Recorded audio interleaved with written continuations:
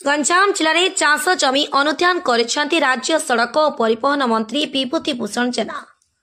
ब्रह्मपुर अदिनिया वर्षा उजाड़ी देला धान। चाष जमी एवं आंठुए लेखाएं पानी कटा जाइथिबा धान एवं पानी रे भासुची। चाषर वर्षकर भरोसा एवं 3 दिनिया लगाण वर्षा भांगी देइछि। एभली स्थिति रे गंजाम विभिन्न अंचल बुली चाष जमी रे पहुंची स्थिति अनुध्यान करने सहित चाषी सहित आलोचना करिसेंती राज्य सड़क और परिवहन मंत्री विभूति भूषण जेना। जो समय चाषी तार अमल धान को काटी मंडी में बिक्री करता से समय धान बिल में वर्षा पानी रे बुड़ी रही अमल होइथिबा एकर एकर धान।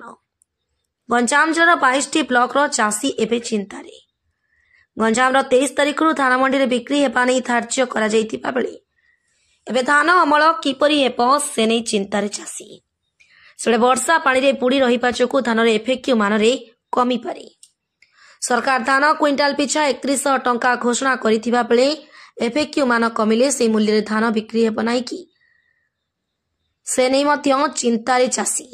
गोपालपुर निर्वाचन मंडलीर गोलंथरा कुकुड़ाखंडी ब्लॉक विभिन्न अंचल बुली धान बिलर स्थिति देखिछंती मंत्री। एथिसह क्षतिग्रस्त चाषी मानक सह आलोचना मध्य करिछंती। मंत्रींक सह कनिसी तहसीलदार कविराज प्रधान कृषि अधिकारी शुभश्री जेना प्रमुख उपस्थित रही चाष जमी अनुध्यान करिछंती।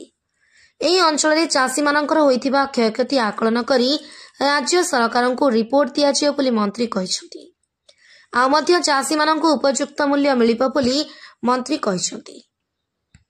सरकार मध्य चाषी पई संवेदनशील अछंती। जो 4 दिन लगाण वर्षा से कारण चाषी माने मध्य बारंबार अवस्था मत फोन करछंती एवं प्रशासन तरफ या तर्जमा करा आज तहसीलदार फील्ड अफसर माने से जो एग्रीकल्चर डिपार्टमेंट समस्त बुलूं खातिर एवं चाषी पाखक सरकार आसी मु मंत्री भावे नुह तो चाषी पुओ भावे आसी देखुची वास्तव चित्र भी देखुची। वास्तव में पानी रे कली रही धान गदारे पानी पशि जाइए।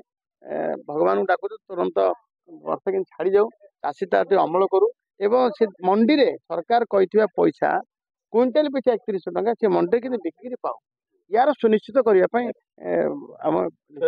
आकलन करने कृषि अधिकारी छात्री भी अच्छा तहसीलदार भी अच्छा एवं आम संपूर्ण भाव चाषी पाखे पहुंची गोटे ग्राउंड जीरो को जाकि कथा देखु एफएक्यू मान तो करने बाध्य भी हम ना चाषी बिकी पारे अଯଥାରେ बाट मारणा हम। तेणु आम कौन सी गलिया बाट को प्रश्रय दब ना सरकार कही कटनी छटनी तो चलो ना दायित्व मु तो बुली बुली आसनी से गोलंथरा कोठा आपर मांडाजपुर से बुली बुली एठिक आसिलु कोलथी पुणी से आम एंटायर निर्वाचन मंडली सहित जिलार समस्या बुझापी जिलापाल कही सी आज सब तहसीलदार मान पठेले समस्त गंजाम जिलार क्षतिग्रस्त चाषी पाखे पहुंचु लगाण वर्षा क्षति कर चाषी तार दुखरे न भांगी पड़ू एवं तार धान गंड टे आणु धान गंड टे मंडी बिकू एवं क्षतिग्रस्त क्षति आकलन भी चालू ता सहित संपृक्त अधिकारी माने बुलुछन। Bureau report IJP news.